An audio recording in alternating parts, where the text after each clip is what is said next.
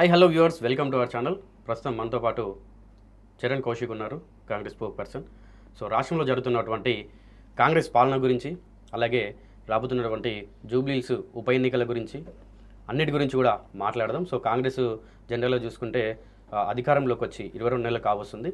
So అవి ఇచ్చినటువంటి హామీల గురించి కూడా, వీటన్నిటి గురించి కూడా మనం చర్చిస్తాం. సో మనతో పాటు చరణ్ కౌశిక్ ఉన్నారు, మాట్లాడదాం. నమస్తే అన్న. నమస్తే. సో ముందు ఈ 22 నెలల కాంగ్రెస్ పాలన గురించి ఇవన్నీ పక్కన పెడితే రాబోయేటువంటి జూబ్లీహిల్స్ ఉప ఎన్నికల గురించి ఏం చెప్తారు మీరు? అంటే జూబ్లీహిల్స్ ఎలక్షన్లో కాంగ్రెస్ పార్టీ గెలవబోతూ ఉంది. ఎందుకంటే 2023 కాంగ్రెస్ పార్టీ అధికారంలోకి వచ్చిన తర్వాత జరిగినటువంటి కంటోన్మెంట్ బై ఎలక్షన్లో కాంగ్రెస్ పార్టీ గెలిచింది.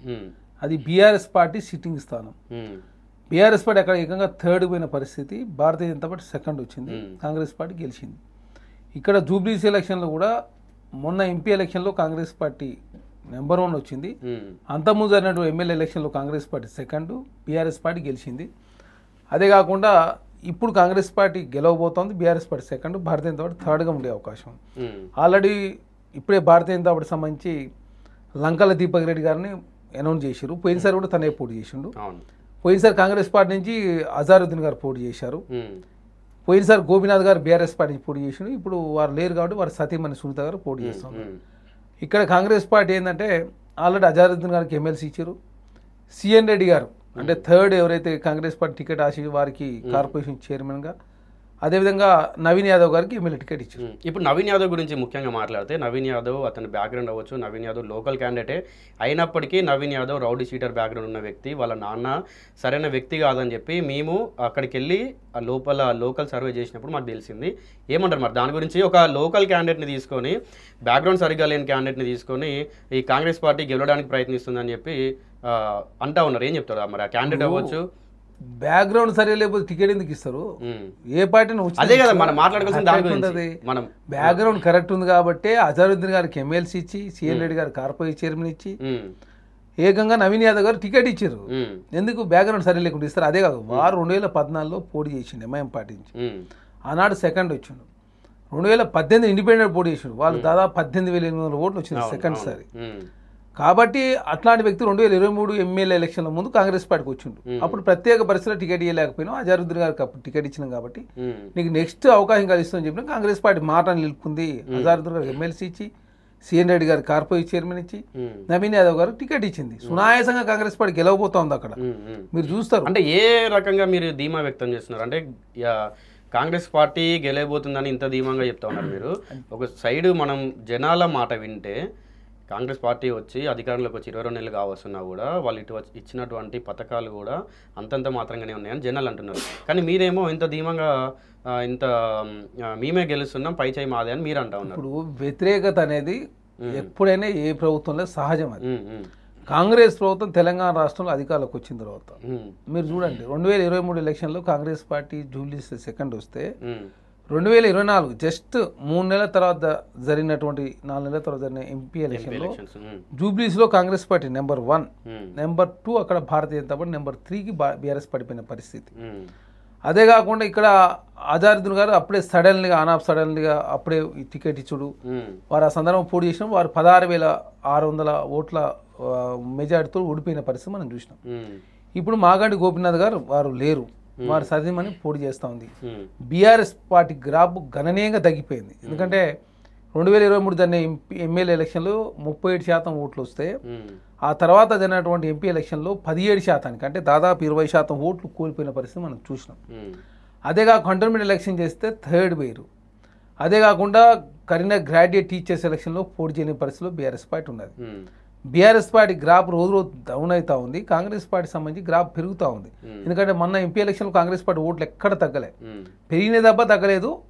4 ఉన్నటువంటి ఎంపీలు 8 అయినాయి కాంగ్రెస్ పార్టీ, 5 ఉన్నటువంటి భారతీయ జనతా పార్టీ ఎంపీలు 8 అయిన పరిస్థితి. తర్వాత భారతీయ జనతా పార్టీ సంబంధించి అక్కడ చాలా బలహీనంగా ఉన్న పరిస్థితి, వాళ్ళు 3వ స్థానాన్ని పరిమితం అవుతారు.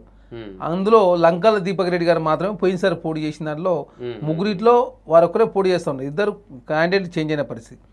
అజారుద్దీన్ గారి ప్లేస్లో నవీన్ యాదవ్ గారు, మాగంటి గోపీనాథ్ గారి ప్లేస్లో మాగంటి గోపీనాథ్ సునీత గురించి ముఖ్యంగా మాట్లాడాలంటే ఏం మాట్లాడతారు మీరు? ఎందుకంటే నేను ఈ క్వశ్చన్ ఎందుకు అడుగుతున్నా అంటే, పార్టీలో మీ కాంగ్రెస్ పార్టీలో ఉన్నటువంటి చాలామంది వ్యక్తులు కూడా తన గురించి అనవసరమైన ఆరోపణలు చేస్తున్నారు. నేను అదేంటి అనేది కూడా మీకు చెప్తాను. మీరు ఆవిడ గురించి ఏం చెప్పాలంటే ఏం చెప్తాను మీరు? ఇప్పుడు ఆ విషయంలో దాన్ని అనవసరంగా ట్రోలింగ్ చేసే ప్రయత్నం బీఆర్ఎస్ పార్టీ చేస్తూ ఉంది. బీఆర్ఎస్ పార్టీ చాలా మాట్లాడాడు. కేటీఆర్ గారు చాలా సందర్భాల్లో చాలా నేను కూడా చూపిస్తా దానికి సంబంధించి వారు కూడా చాలా సందర్భాల్లో వారు కూడా చాలా విషయాలు మాట్లాడారు. దేనికి సంబంధించి బీఆర్ఎస్ పార్టీ సంబంధించి వాళ్ళు ఎలక్షన్లు వచ్చినప్పుడు పెద్ద ఎత్తున ఆయన చనిపోయినాక ఆయన మరణాన్ని రాజకీయంగా వాడుకుంటుంది కాంగ్రెస్ పార్టీ. ఎవరికి మానవత్వం ఉంది, ఎవరికి లేదు. పెద్ద వయసులో ఉన్న పెద్ద ఆవిడని ఈరోజు ఎండల్లో తిప్పడం అవసరం. పాలేరు సంబంధించి కాంగ్రెస్ పార్టీ సిట్టింగ్ ఎమ్మెల్యే చనిపోయినప్పుడు రామరెడ్డి వెంకటరెడ్డి గారు సతీమణి చేసి పక్షాలు పాలిస్తూ వచ్చాయి. ఇప్పుడు ఆ రెండు పార్టీలు అక్కడ కలిసి అధికార పక్షంతో పోటీ పడుతున్నాయి. ఈ పరిణామం అంటే ముందు ముందు రాజకీయాల్లో ఇదే పని. ఒకవైపు సానుభూతి, కన్నీళ్లు. సానుభూతితోనో నాలుగు మంచి మాటలతో పడిపోతే ఇప్పుడు మరి వారు బీఆర్ఎస్ పార్టీ ఏంటంటే రాజకీయం చేసే కోణంలో వారు గతంలో సమైక్య రాష్ట్రంలో కూడా ఎప్పుడు కూడా సమైక్య రాష్ట్రంలో ఎవరైనా చనిపోతే ఆ కుటుంబానికి సంబంధించిన వ్యక్తులను నిలబెట్టి నానమతి చేసేవాళ్ళు. అది 2007లో పీజీఆర్ గారు చనిపోయినప్పుడు బీఆర్ఎస్ పార్టీ దాన్ని ఆ సంప్రదాయానికి అంటే పాతరేసారు. పీజీఆర్ గాంధీ ఎలక్షన్ తర్వాత 2014లో బీఆర్ఎస్ పార్టీ అధికారులకు వచ్చిన తర్వాత పాలేరులో రామరెడ్డి వెంకటరెడ్డి గారు చనిపోతే వాళ్ళు క్యాండిడేట్ పెట్టారు. నారాయణఖేడ్లో కిష్టారెడ్డి గారు చనిపోతే క్యాండిడేట్ పెట్టారు కాంగ్రెస్ పార్టీ సంబంధించి. తర్వాత ముత్తెన్ రెడ్డి గారు చనిపోయాడు కాంగ్రెస్ పార్టీకి మేము కూడా పోటీ, ఎందుకంటే ఆ సంప్రదాయంకు తెరదీసిన మీరే కాబట్టి. మీది రాజకీయ పార్టీ, మాది రాజకీయ పార్టీ. నాగాని సార్లు కాంగ్రెస్ పార్టీ పోటీ చేసింది, దుబ్బాకలో పోటీ చేశారు. తర్వాత రాష్ట్ర వ్యాప్తంగా కూడా అదే ఆనవాయితీ కొనసాగుతుంది. దానిలో భాగంగా ఇక్కడ కాంగ్రెస్ పార్టీ జూబ్లీస్ ఎలక్షన్లో పోటీ చేస్తూ ఉంది. ఇక్కడ దాని సెంటిమెంట్ రాజేసే ప్రయత్నం బీఆర్ఎస్ పార్టీ చేస్తూ ఉంది తప్ప మేము కాదు. వాళ్ళు గతంలో చాలా సందర్భాల్లో చాలా పెద్ద పెద్ద మాటలు ఎవరు కేటీఆర్ గారు మాట్లాడారు. కేటీఆర్ గారు మాట్లాడిన మాటలు అప్పుడు అవి ఇప్పుడు మీకు కూడా పునరావృతం అవుతాయి కదా. ఆ పెద్దవాళ్ళని తీసుకొచ్చి పోటీ చేపించారు. పాపం సుల్తా గారు ఒకసారి మీరు ఇప్పుడు ఈ పొన్నంప్రభ గారు వీళ్ళు మాట్లాడి కూడా వినండి ఒకసారి. ఆర్టిఫిషియల్ గా నువ్వు ఏడవాల్సిందే అని వీళ్ళు చెప్తున్నటువంటి అంతర్గతంగా కొంతమంది కార్యకర్తలు చెప్తున్నారు. అమ్మ నువ్వు ప్రతి డ్యాన్స్ లో ఏడవాలని ఆమె చెప్తుంటే కృత్రిమ ఏడుపు అనేటువంటిది మంచిది కాదు. ఆ సోదరి పట్ల మాకు సానుభూతి ఉన్నా, రాజకీయాలు సానుభూతి వేరు. ప్రతి వేదిక మీద ప్రభాకర్ గారు చెప్పింది ఏంటంటే వాళ్ళ కార్యకర్తలు కొంతమంది ఏడవాలని, ఇప్పుడు సహజంగానే ఏడిస్తే అది వేరు. తను అన్నది కూడా అక్కడ అదే దాన్ని ఏంటంటే ప్రాపగండ వారు అన్నది ఏంటంటే చాలా మంది కార్యకర్తలు ప్రతి స్టేజ్ మీద ఏడవాలని చెప్పేసి అంటూ ఉన్నారు.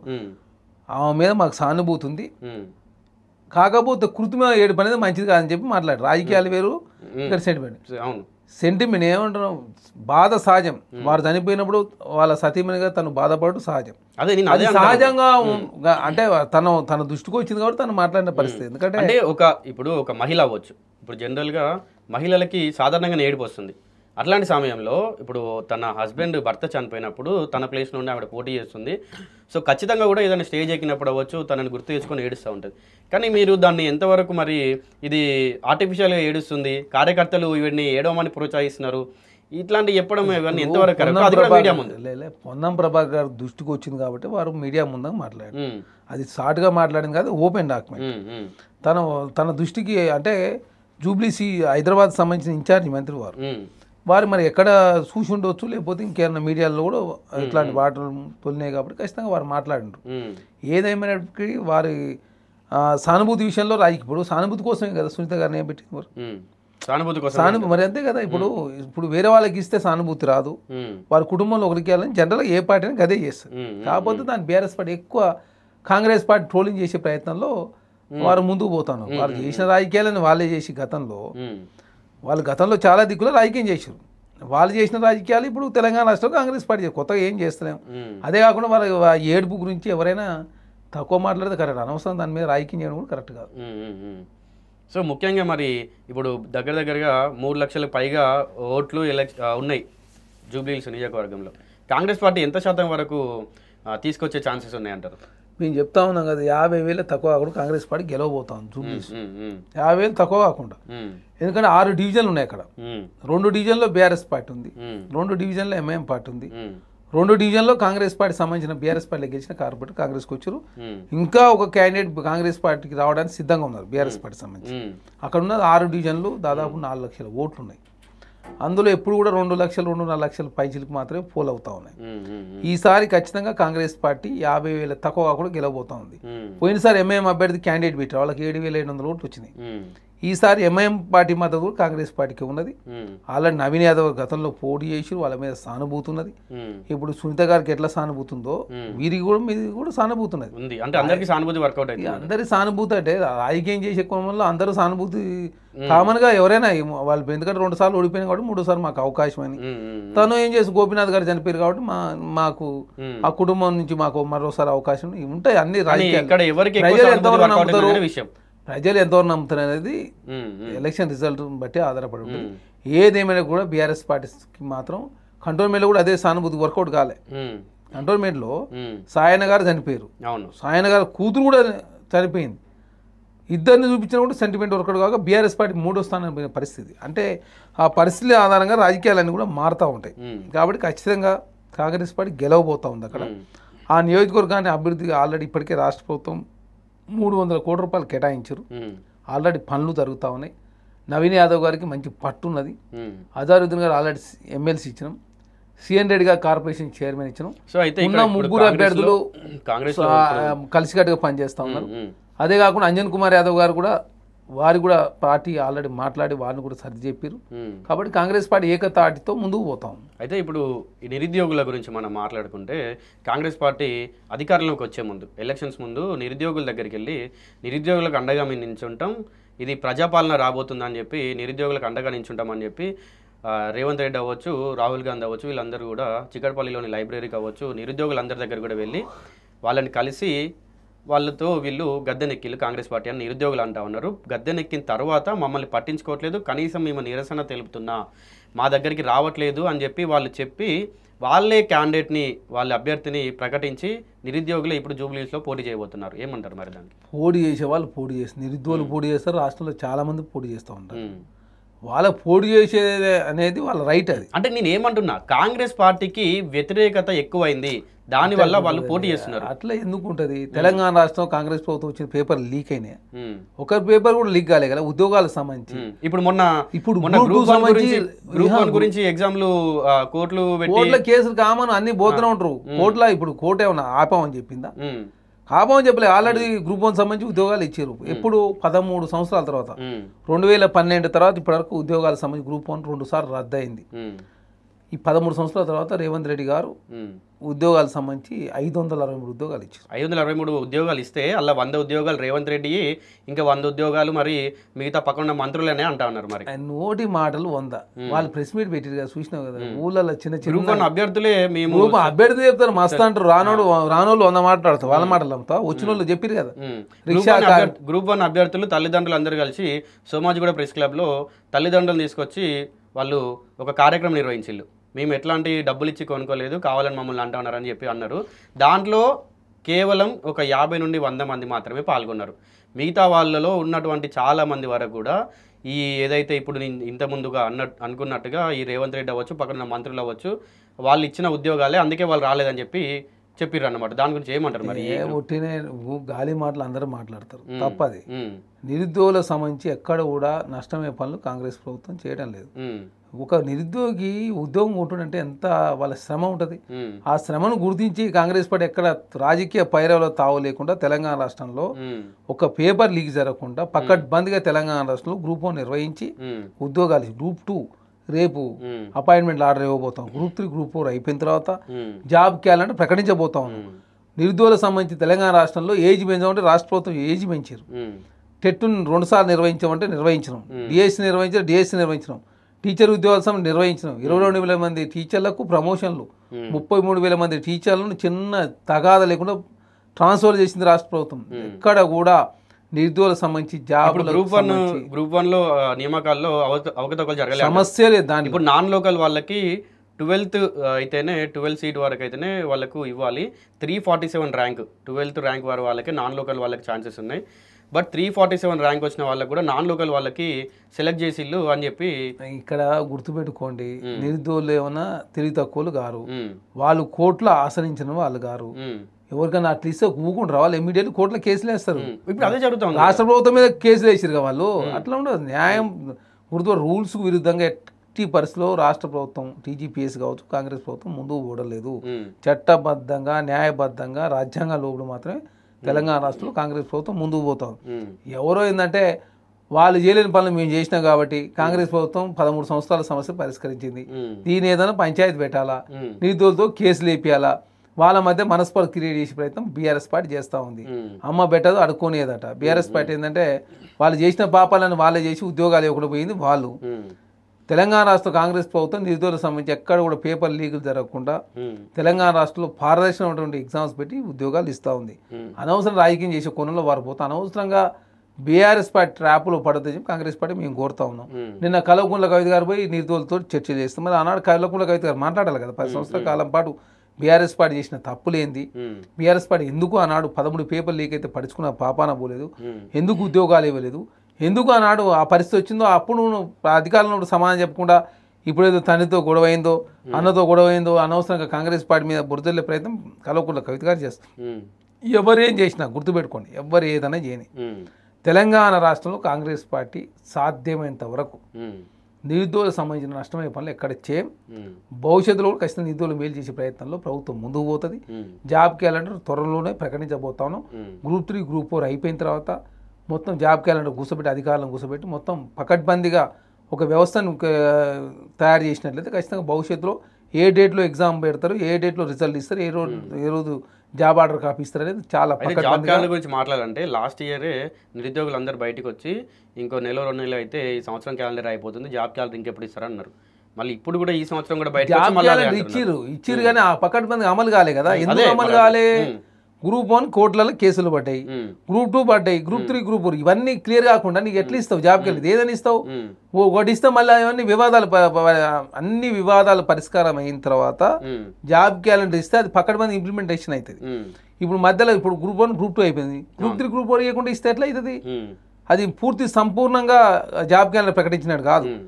ఆల్రెడీ ప్రకటించారు, కాకపోతే పూర్తి స్థాయిలో ఇంప్లిమెంట్ కావాలంటే ఖచ్చితంగా గ్రూప్ 4 అయిపోయిన తర్వాత ఖచ్చితంగా జాబ్ క్యాలెండర్ ప్రకటించబోతే ఇంకా చాలా కాలిటీ ఇంకా కానిస్టేబుల్ కావచ్చు. ఇప్పుడు మీరు ఇట్లా చెప్పుకుంటూ పోతా ఉంటే ఆల్రెడీ 2 సంవత్సరాలు కావస్తుంది, ఇంకా 3 సంవత్సరాల సమయమే ఉంది. ఇప్పుడు 3 సంవత్సరాల సమయంలో లాస్ట్ 6 నెలలు అవ్వచ్చు, ఆ సమయం అంతా కూడా మళ్ళీ మీకు ప్రచారానికి దానికే సమయం అయిపోతుంది. ఇక దగ్గర చూసుకుంటే మనకు 2 సంవత్సరాల సమయం ఉంది. ఈ 2 సంవత్సరాల టైంలో మీరు చెప్పినటువంటి 2 లక్షల జాబులు అవ్వచ్చు, లేకుంటే ఈ జాబ్ క్యాలెండరు అటు చూసుకుంటే మీరు ఏదైతే హామీలు ఇచ్చారో, ముందుగా హామీల గురించి ఏంటి? 420 హామీలు అనొచ్చా, 420 హామీలు అనొచ్చా? మేనిఫెస్టో చదువుకుంటూ తెలుస్తుంది. 417 హామీలు ఇచ్చినాం. 420 అని చెప్పి బీఆర్ఎస్ పార్టీ మాట్లాడినట్టు మీరు మాట్లాడితే ఎట్లయితే 417 హామీలు ఇచ్చినాం, 200 హామీలు నెరవేర్చినాం. 200 హామీలు ఒకటి కాదు 200. దేశంలో ఏ రాష్ట్రంలో కూడా ఇంత తక్కువ కాలంలో 200 హామీలు ఏ ప్రభుత్వం కూడా నెరవేర్చలేదు. ఇంకా 217 హామీలు ఉన్నాయి. ఇంకా 3 సంవత్సరాల కాలం పాటు టైం ఉన్నది. తెలంగాణ రాష్ట్రంలో కాంగ్రెస్ పార్టీ ఇచ్చిన మాట ప్రకారం ముందుకు పోతా ఉన్నాం. దానిలో భాగంగానే తెలంగాణ రాష్ట్రంలో ఉద్యోగాలకు సంబంధించి ఒకసారి జాబ్ క్యాలెండర్ ప్రకటించడం చాలా త్వరితగతిన పరిష్కారం అయింది. ఎందుకంటే గ్రూప్ 1 చాలా సందర్భాల్లో ఎగ్జామ్స్ పోస్ట్ పోన్ అవ్వడు, కోట్ల కేసులు, గ్రూప్ 2 కేసులు ఇవన్నీ ఒక లైన్లో పడ్డాయి. కాబట్టి లైన్లో పడిన తర్వాత ఇంకా స్పీడప్ అవుతాయి. కాబట్టి ఆల్రెడీ టీజీపీఎస్లో కూడా మెంబర్లు సమర్థవంతమైన మంచి అధికారులు కావచ్చు, మంచి నిష్ణాతులు కూడా నియమించారు. ఖచ్చితంగా జాబ్ క్యాలెండర్ ప్రకటించిన తర్వాత ఇంకా కానిస్టేబుల్ ఉద్యోగాలు ఉన్నాయి, టీచర్ల ఉద్యోగాలు ఉన్నాయి, తర్వాత ఎలక్ట్రీషియన్ మన ఎలక్ట్రికల్ డిపార్ట్మెంట్ సంబంధించి చాలా ఉద్యోగాలు ఉన్నాయి. ఇవన్నీ కూడా త్వరితగతిన సాధ్యమైనంత తొందరగా నింపాలనే సదుద్దేశంతో ప్రభుత్వం ముందుకు పోతా ఉంది. కాబట్టి ఖచ్చితంగా భవిష్యత్తులో ఏ ఉద్యోగం ఎప్పుడు ఏ పోతా ఉన్నాం, ఎప్పుడు ఎగ్జామ్ ఉంటుంది, ఎప్పుడు రిజల్ట్ ఇస్తాం, ఎప్పుడు ఆర్డర్ కాపీ ఇస్తాం అనేది కూడా జాబ్ క్యాలెండర్లో పకడ్బందీగా రాష్ట్ర ప్రభుత్వం ప్రకటించబోతా ఉంది. ఎక్కడ తెలంగాణ రాష్ట్ర పేపర్ లీకులకు సమస్య లేకుండా పరిష్కరించే ప్రయత్నంలో ముందుకు పోతాను.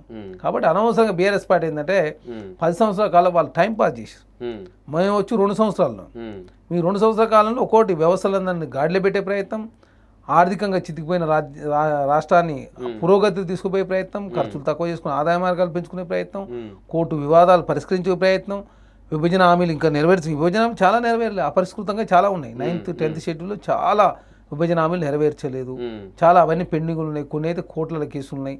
కాబట్టి ఇవన్నీ పరిష్కరించుకోవాలా. ఆనాడు కేసీఆర్ గారు 10 సంవత్సరాల కాలం ఎంతసేపు ఫామ్ హౌస్కు ప్రగతి భవన్లో ఎవరి ప్రవేశం లేదు, ఎవరి సలహా సూచనలు తీసుకోలేదు. తెలంగాణ రాష్ట్రంలో 10 సంవత్సరాల కాలంలో పరిష్కారం కనీసం విభజన హామీలు 9th 10th షెడ్యూల్లో కూడా పరిష్కరించిన పరిస్థితిలో ఆనాడు కేసీఆర్ గారు పరిపాలన సాగించుడు.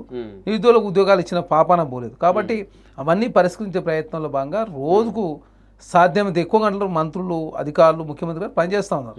కాబట్టి దాన్ని రాజకీయం చేసే కొనలు బీఆర్ఎస్ పార్టీ ఎంతసేపు రాజకీయం చేస్తుంది.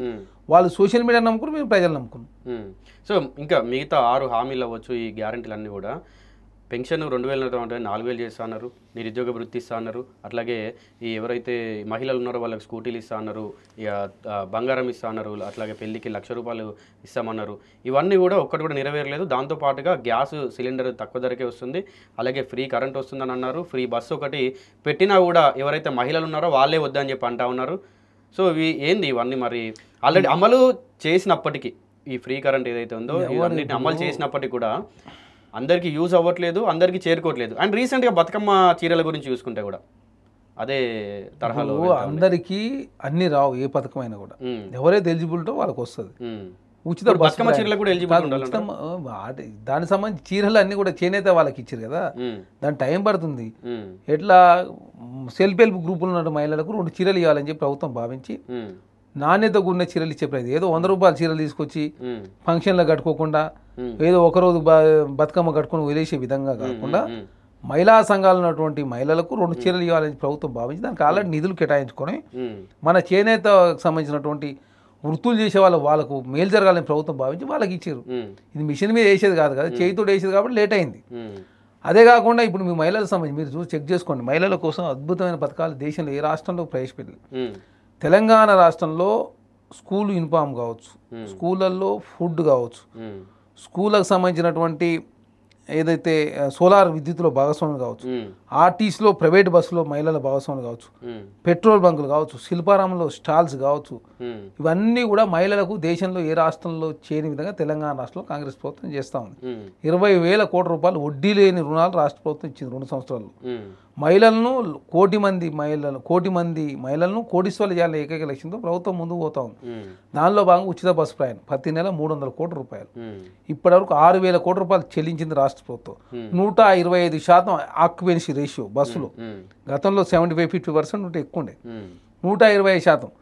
అదే కాకుండా సోలార్ బస్సులు కావచ్చు, ఎలక్ట్రికల్ బస్సులు కొనుగోలు చేయాలని ప్రభుత్వం భావించి 300 కోట్ల రూపాయలతో ఇన్ఫ్రాస్ట్రక్చర్ క్రియేట్ చేసి 2,000 ఎలక్ట్రికల్ బస్సులు రాష్ట్ర ప్రభుత్వం కొనుగోలు చేస్తాం.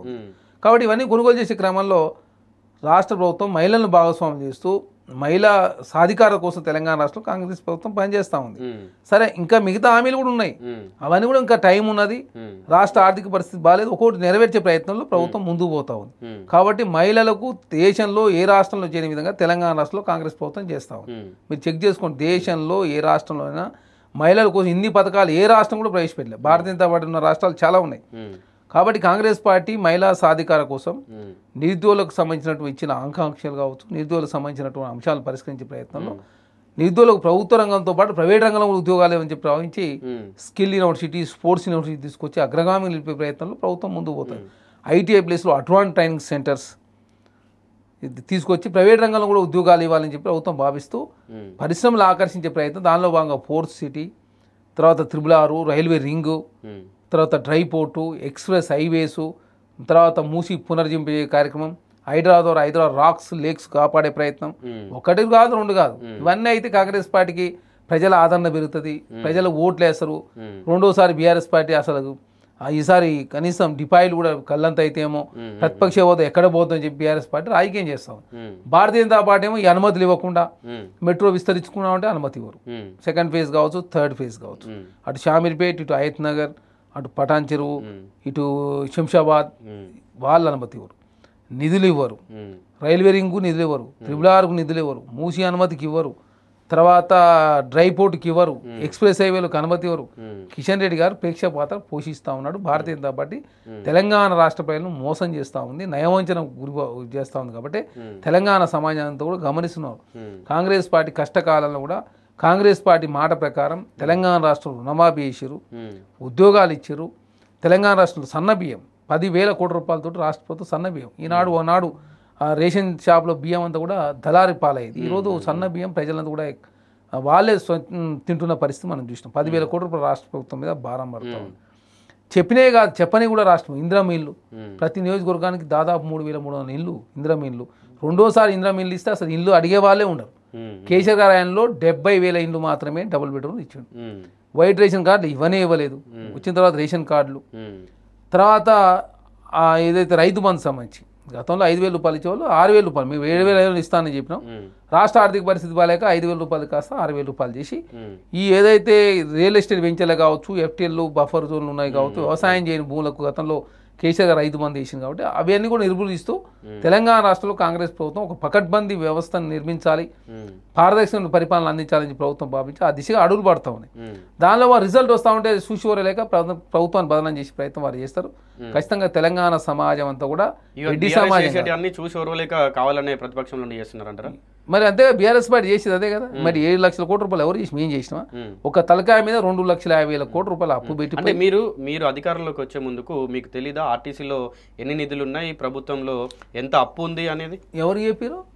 ఇప్పటికే ఒప్పుకుంటలేరు వాళ్ళు. మేము ప్రభుత్వంలో ఉండాయా మీరు ఇంత అప్పు చేసిరంటే మమ్మల్ని అబద్ధం అని చెప్పే ప్రయత్నం బీఆర్ఎస్ పార్టీ చేస్తుంది. ఏది అధికారంలో కాంగ్రెస్ పార్టీ ఉండి ఎఫ్ఆర్బిఎం లోబడి ఎంత అప్పు చేసి 4 లక్షల కోట్లు, కార్పొరేషన్ ద్వారా ఎంత తీసుకురు, నాన్ కార్పొరేషన్ గ్యారంటీడ్ లోన్స్ ఎంత తీసుకురు, ఇది కాదు 7 లక్షల కోట్లు అయినాయి. ప్రతి తలకాయ మీద 2,50,000 రూపాయలు అప్పు పెట్టిపోయినావు. 1,20,000 కోట్ల రూపాయలు కాంట్రాక్టులకు, సర్పంచ్లకు, రిటైర్డ్ ఎంప్లాయీస్కి, విద్యార్థి రియంబర్స్మెంట్కు, మహిళా సంఘాల రుణాలకు అన్ని కలిపి 1,20,000 కోట్ల రూపాయలు అప్పు పెట్టిపోయినావు. అదొక 7 లక్షలు మొత్తం కలిసి 8,20,000 కోట్లు అంటే కాంగ్రెస్ పార్టీ తప్పు చెప్తుందని చెప్పి మమ్మల్ని బుకాయించే ప్రయత్నం వాళ్ళు బీఆర్ఎస్ పార్టీ చేస్తుందంటే వాళ్ళ అధికారులు ఎవరికైనా మెసలు ఇచ్చిరా, ఎవరికైనా సమాచారం ఇచ్చిరా? కేంద్ర ప్రభుత్వం సెంట్రల్లో పార్లమెంట్ హాల్లో 4 లక్షల కోట్లు ఉంది. ఎక్కడ ఉంది 4 లక్షల కోట్లు? పార్లమెంటే తప్పు పడిచే ప్రయత్నం. అంటే బీఆర్ఎస్ పార్టీ తప్పును తప్పుగా చూపించే ప్రయత్నంలో బీఆర్ఎస్ పార్టీ సోషల్ మీడియా నమ్ముకొని తెలంగాణ రాష్ట్రంలో వాళ్ళు ఏదో అధికారుల కోసం అని చెప్పేసి కలలు కంటున్నారు. కేటీఆర్ గారు ఒక భ్రమలో బతుకున్న పరిస్థితి మనం చూసినాం. కాబట్టి కాంగ్రెస్ పార్టీ వాస్తవ విషయాలు వివరిస్తూ మేము అసెంబ్లీ సాక్షిగా మేము డిక్లరేషన్ ప్రకటించాం. ఏది తెలంగాణ రాష్ట్రంలో అప్పులు ఎన్ని ఉన్నాయి, అదే కాకుండా ఉద్యోగాలకు సంబంధించి గతంలో వాళ్ళు ఏం చేశారు, మేమన్నీ కూడా చాలా స్పష్టంగా ప్రజలకు వివరించినాం. వివరిస్తూనే తెలంగాణ రాష్ట్రంలో కాంగ్రెస్ పార్టీ ఏం చేయబోతా ఉందని చాలా స్పష్టంగా చెప్పిన పరిస్థితి. కాబట్టి తెలంగాణ సమాజానికి ఇప్పుడు అర్థమవుతా ఉంది, అరే కాంగ్రెస్ పార్టీ చెప్పింది వాస్తవమే. మరి నిరుద్యోగులకు సంబంధించినటువంటి ఉద్యోగాలే ఏవైతివి, ఉద్యోగులకు సంబంధించి 8,500 కోట్ల రూపాయలు ఇవ్వకుండా వాళ్ళకు రిటైర్మెంట్ బెనిఫిట్స్ ఇవ్వకుండా పోయారు మీరు.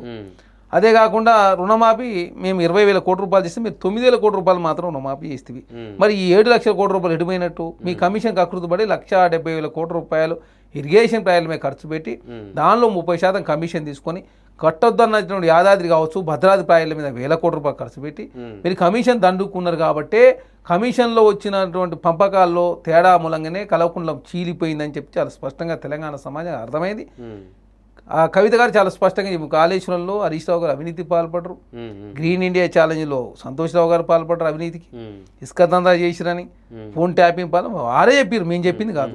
ఇక రాజాసింగ్ గారు అయితే భారతీయ జనతా పార్టీ బీఆర్ఎస్ పార్టీ ఏ విధంగా చెలిమి చేస్తా ఉన్నారు, ఇద్దరు కలిసేట్టు ఉన్నారు, భవిష్యత్తులో ఎట్లా ఉండబోతా ఉన్నారు, ఎట్లా మెరిట్ చేసే ప్రయత్నం చేశారు, జూబ్లీ ఎలక్షన్ కిషన్ రెడ్డి గారు ఏ విధంగా బీఆర్ఎస్ పార్టీ గెలిపించే ప్రయత్నం చేసి చాలా స్పష్టంగా రాజాసింగ్ గారు ప్రశ్నలకు బీఆర్ఎస్ పార్టీ భారతీయ జనతా సమాధానం చెప్పలేదు. కల్వకుంట్ల కవిత గారి ప్రశ్న బీఆర్ఎస్ పార్టీ సమాధానం చెప్పాలి. ఆ ప్రశ్న సమాధానం చెప్పలేక, చెల్లికి సమాధానం చెప్పలేక కాంగ్రెస్ పార్టీ మీద బురదలే ప్రయత్నం కేటీఆర్ గారు చేస్తారు. రాజాసింగ్ గారి ప్రశ్న సమాధానం కిషన్ రెడ్డి గారు కాంగ్రెస్ పార్టీ బదనాం చేసే ప్రయత్నం భారతీయ జనతా చేస్తూ ఉంది. తెలంగాణ సమాజంలో గమనిస్తూనే ఉన్నారు. వాళ్ళ పార్టీలో ఒప్పందాలు ఏందో, వాళ్ళు చేసినటువంటి డెవలప్మెంట్ ఏందో, వాళ్ళు చేసిన అప్పులు ఏందో, వాళ్ళు ఏ విధంగా తెలంగాణ లూటీ చేసిరు, ఏ విధంగా ఆగమాగం చేసిరు, 10 సంవత్సరాల కాలం ఎట్లా ప్రజాస్వామ్యం లేకుండా చేసిరు, అన్ని కూడా తెలంగాణ సమాజం అంతా కూడా చూసారు. సో ఈ బీజేపీ గురించి ఏం చెప్తారు? ముఖ్యంగా చూసుకున్నట్టయితే మొన్న జీఎస్టీ తగ్గించారు. సామాన్యులు అవ్వచ్చు, లేకుంటే ఇప్పుడు మీ ప్రతిపక్షంలో వాళ్ళు కాంగ్రెస్ వాళ్ళు అవ్వచ్చు, బీఆర్ఎస్ వాళ్ళు అవ్వచ్చు, ఏమంటా ఉన్నారంటే అసలు జీఎస్టీని పెట్టిందే మీరు. జీఎస్టీ తగ్గించినప్పుడు మొన్న వీళ్ళందరూ కూడా కిషన్ రెడ్డి బీజేపీ వాళ్ళందరూ కూడా ఏమన్నారంటే ఒక్కొక్క కుటుంబానికి 4-5 వేలు తగ్గించిన మేము, వాళ్ళ భారం వాళ్ళకి తగ్గుతుందని చెప్పి జీఎస్టీ తగ్గినాక అన్నారు. కానీ సామాన్యులు వీళ్ళందరూ కూడా ఏమంటా ఉన్నారంటే అసలు జీఎస్టీ పెట్టిందే మీరు, ఇన్ని రోజులు ఒక్కొక్క కుటుంబం దగ్గర నుంచి 4-5 వేలు నెలకు తిన్నారా అని చెప్పి అంటున్నారు. ఏం చెప్తారు మరి దానికి? జిఎస్టీ కాంగ్రెస్ ప్రభుత్వ ఆయనలో ఆనాడు యూపీఏ 2లో దీనికి ఏదైతే ఈ జిఎస్టీ సంబంధించి పెట్టాలి, జిఎస్టీ పెట్టడం ద్వారా భారత ప్రభుత్వానికి ఆదాయం, రాష్ట్ర ప్రభుత్వానికి ఆదాయం వస్తూనే పేదలకు ఇబ్బందికరంగా ఉండాలని ప్రభుత్వం భావించింది ఆనాడు.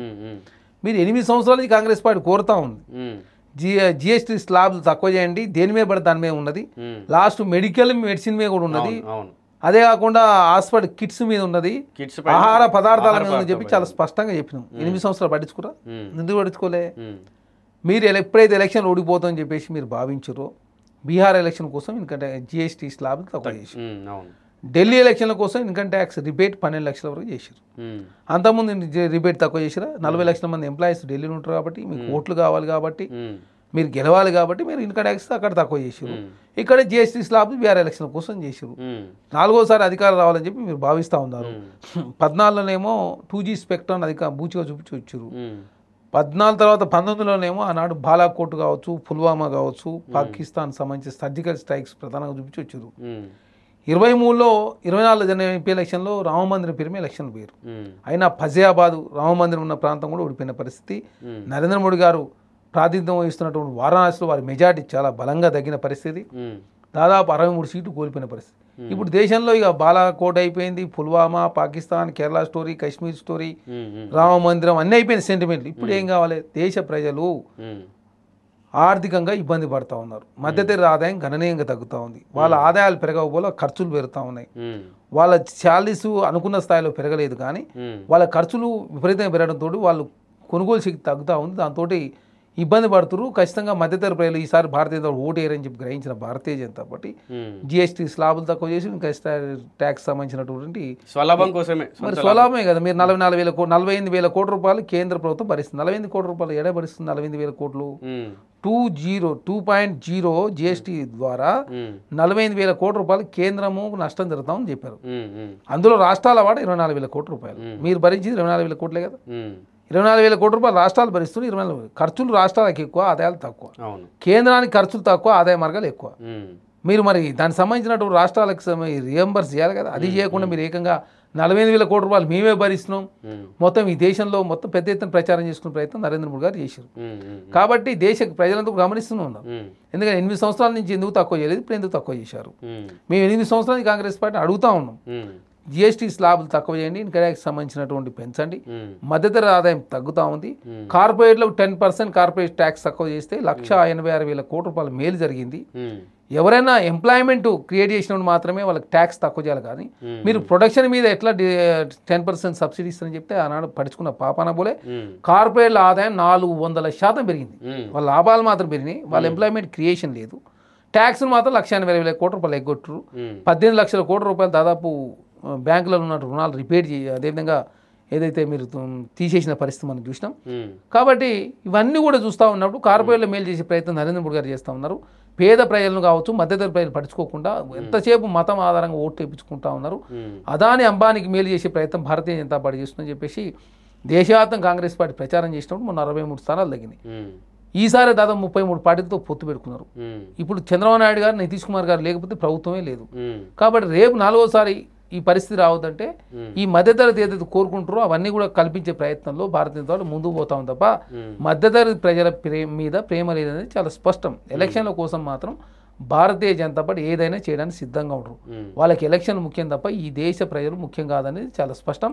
దానిలో భాగంగానే ఇవన్నీ తక్కువ చేస్తాం. సో చివరిగా ఒక విషయం, ఈ కాంగ్రెస్ వచ్చి 22 నెలలు కావస్తుంది, దాదాపుగా 2 సంవత్సరాలు అనుకోండి. ఈ కాంగ్రెస్ పాలన గురించి మీ ఆలోచన ఏం చెప్తారు? సరిగ్గా వెళ్తుందా, విఫలమైందంటారా?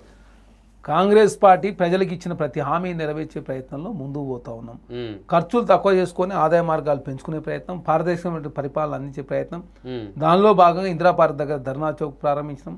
అక్కడ ఎవరైనా ధర్నా చేసుకోవచ్చు. శృతిమిచ్చినప్పుడు మాత్రమే తెలంగాణ రాష్ట్రంలో పోలీసు వాళ్ళు కావచ్చు అరెస్ట్ చేస్తూ ఉన్నారు తప్ప ఎవరు కూడా డెమోక్రాటిక్ వేలో ముందుకు పోతా ఉంటే ఎక్కడ అరెస్టులు లేవు. మీడియా మీద ఆంక్షలు అసలే లేవు. తెలంగాణ రాష్ట్రంలో ప్రజలందరికీ కావచ్చు, తెలంగాణ రాష్ట్ర ప్రజలందరూ సుభిక్షంగా ఉండాలి, అందరికీ చట్టం ఒకే విధంగా ఉండాలని చెప్పి ప్రభుత్వం భావిస్తూ ఉంది. ఆ దిశగా అడుగులు పడతా ఉన్నాయి.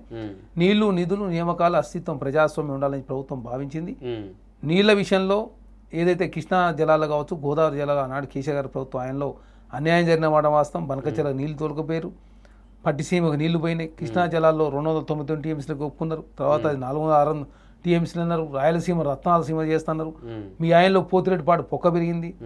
నీళ్ళ విషయంలో అదే, నిధుల విషయంలో అన్ని ఆంధ్ర ప్రాంతాలకు సంబంధించి మెగా కృష్ణారెడ్డి గారు కావచ్చు అందరూ దోషిపెట్టి తెలంగాణ రాష్ట్రం ప్రాజెక్టులే ప్రారంభం కాలేదు, 7 లక్షల కోట్ల రూపాయలు అప్పైంది. నియామకాలు ఓన్లీ కేసీఆర్ గారి ప్రభుత్వంలో 60,000 ఉద్యోగాలు మాత్రం ఇచ్చారు. 13 పేపర్ లీక్ అయితే పడుచుకున్న పాపాన పోలే. తెలంగాణ రాష్ట్రంలో కాంగ్రెస్ ప్రభుత్వం వచ్చిన తర్వాత ఉద్యోగాలు ఇచ్చే ప్రయత్నంలో ముందుకు పోతా ఉన్నాం. ఇప్పటి వరకు 60,000 ఉద్యోగాలు ఇచ్చినాం. అదే కాకుండా అస్తిత్వం తెలంగాణకు ఒక అస్తిత్వం ఉంది. తెలంగాణకు ఒక పాట టీజీ కోసం పోరాటాలు టీఎస్ స్పేస్లో టీజీ తీసుకొచ్చినాం. అందశ్రీ గారి గీతాన్ని తెలంగాణ గీతం ప్రకటించుకున్నాం. తెలంగాణ తల్లి విగ్రహాన్ని తెలంగాణ రాష్ట్రంలో ప్రదర్శించుకున్నాం. అదే కాకుండా తెలంగాణ రాష్ట్రంలో ప్రజాస్వామ్యం అని ఇందిరాపార్క్ దగ్గర ధర్నా చౌక్ ప్రారంభించుడు. ప్రగతి భవన్ ప్లేస్ ఆనాడు ఎవరికి ప్రవేశం లేదు. ప్రగతి భవన్ ప్లేస్లో ప్రజాభవన్ నామకరణం చేసుకున్నాం. ప్రజాభవన్ జరుగుతూ ఉంది. గద్దగారి పేరు మీద నంది అవార్డులు, గద్దగారు జయంతి వర్ధంతి అధికారం నిర్వహిస్తా ఉన్నాం. సాగల ఐలమ్మ వర్ధంతి జయంతి, కొమరం భీమ్ జయంతి వర్ధంతి. అదే కాకుండా కాళోజీ కళాక్షేత్రాన్ని ఆల్రెడీ ప్రారంభించుకున్నాం. అదే కాకుండా దొడ్డి కొమరయ్య జయంతి వర్ధంతి నిర్వహిస్తూ ఉంది రాష్ట్రంలో. అదే కాక సర్దార్ సర్వాయి పాపన్న వర్ధంతి జయంతులు అధికారిక రాష్ట్ర ప్రభుత్వం నిర్వహిస్తూ ఉంది. మహనీయులను గౌరవించుకుంటూ తెలంగాణ రాష్ట్రంలో బతుకమ్మ పండుగను ప్రపంచ రికార్డుకి ఎక్కించింది రాష్ట్ర ప్రభుత్వం. ప్రపంచ గిన్నీస్ బుక్ రికార్డు నెలకొల్పి తెలంగాణ రాష్ట్రంలో ఒక సాధారణ గృహిణి తెలంగాణ రాష్ట్రంలో బతుకమ్మను ఏ విధంగా నాడు సంబరాలు చేసుకురో విమలక్కను భాగస్వామ్యం చేసినాం. సీతక్క కావచ్చు, కొండ సురేఖ కావచ్చు, సబ్బండ వర్గాలను బతుకమ్మ పండుగలో భాగస్వామ్యం చేస్తూ బతుకమ్మను ప్రపంచానికి చాటి చెప్పే ప్రయత్నంలో తెలంగాణ రాష్ట్రం ఖచ్చితంగా సఫలీకృతమైంది. భవిష్యత్తులో కూడా తెలంగాణ ఆకాంక్షను నెరవేర్చే ప్రయత్నం, తెలంగాణ రాష్ట్రం ఏ లక్ష్యాల కోసం తెలంగాణ ఏర్పాటు చేసుకున్నాం ఆ లక్ష్యాలు నెరవేర్చే ప్రయత్నంలో కాంగ్రెస్ ప్రభుత్వం ముందుకు పోతూ ఉంది. కాబట్టి తెలంగాణ రాష్ట్రం అన్ని రకాలుగా గత 10 సంవత్సరాల కాలం నష్టం జరిగింది. కాబట్టి ఆ నష్టాన్ని పూడ్చుకునే ప్రయత్నంలో ప్రభుత్వం ముందుకు పోతూ ఉంది. ఆర్థికంగా దేశవ్యాప్తంగా ప్రపంచవ్యాప్తంగా వస్తున్న మార్పుల ఆధారంగా రాష్ట్రాల ఆదాయాలు, అదేవిధంగా భారత ప్రభుత్వ ఆదాయం కావచ్చు, ప్రపంచవ్యాప్తంగా ఇన్ఫ్లేషన్ రేట్లు కావచ్చు, అన్ని మూలంగా కొంత ఆదాయాలు తగ్గుతూ ఉన్నాయి. దానిలో భాగంగా ఇచ్చిన హామీలు కొంత లేట్ అవుతుండొచ్చు కాక ప్రతి హామీ నెరవేర్చే ప్రయత్నంలో ప్రభుత్వం ముందుకు పోతా ఉంది. కాబట్టి సభ్య సమాజం అంతా కూడా ఖచ్చితంగా కాంగ్రెస్ పార్టీ కులగణన కూడా చేసారు. 42% రిజర్వేషన్ దేశంలో ఏ రాష్ట్రంలో చెందిన తెలంగాణ రాష్ట్రంలో కులగణన చేశారు. 56.33% ఉన్నట్టుగా బీసీలు నిర్ధారణ అయింది. ఎస్సీ వర్గీకరణ చేసుకున్నాం. తెలంగాణ రాష్ట్రంలో సబ్బండ వర్గాలను కాపాడుకుంటూ సాధ్యంత వరకు పరిష్కారం అయ్యే సమస్యను పరిష్కరించుకుంటూ పరిష్కారం కాని సమస్యను పరిష్కరించలేమని చెబుతూ తెలంగాణ రాష్ట్రంలో ప్రజాస్వామ్యం పరితమిల్లాలని చెప్పి కాంగ్రెస్ పార్టీ కోరుకుంటూ తెలంగాణ రాష్ట్రంలో కాంగ్రెస్ ప్రభుత్వం ముందుకు పోతాం. సో చూశారు కదా, మొత్తంగా అయితే తెలంగాణ రాష్ట్రంలో కాంగ్రెస్ ప్రభుత్వం అయితే సఫలీకృతంగా అవుతుంది. అలాగే ఇచ్చినటువంటి హామీలు కొంచెం లేట్ అవ్వచ్చేమో కానీ ఖచ్చితంగా హామీలన్నీ కూడా నెరవేర్చుతామని చెప్పి చరణ్ కౌశిక్ గారు అంటా ఉన్నారు. అలాగే అటు సైడ్ చూసుకున్నట్టయితే జూబ్లీ హిల్స్లో పై చేయి మాదే, జూబ్లీ హిల్స్లో నవీన్ యాదవ్ గెలవబోతున్నాడని చెప్పి కూడా చెప్తా ఉన్నారు. సో మరిన్ని ఇంటర్వ్యూస్ కోసం మన ఛానల్ని సబ్స్క్రైబ్ చేసుకోవడం మర్చిపోకండి. ఇలాంటి వీడియోస్ మీ ముందుకు తీసుకొస్తూనే ఉంటాను. థ్యాంక్ యూ అన్న.